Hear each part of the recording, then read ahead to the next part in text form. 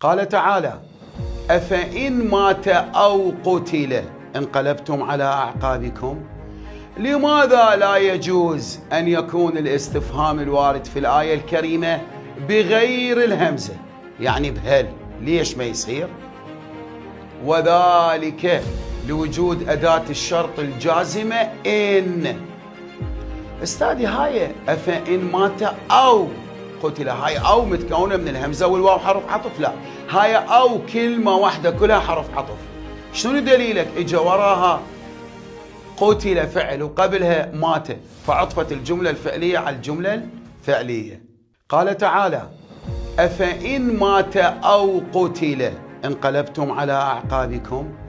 لماذا لا يجوز أن يكون الاستفهام الوارد في الآية الكريمة بغير الهمزة، يعني بهل؟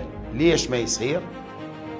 وذلك لوجود أداة الشرط الجازمة إن. استاذي هاي أفإن مات أو قتل، هاي أو متكونة من الهمزة والواو حرف عطف؟ لا، هاي أو كلمة واحدة كلها حرف عطف. شنو دليلك؟ إجا وراها قتل فعل وقبلها مات، فعطفت الجملة الفعلية على الجملة الفعلية.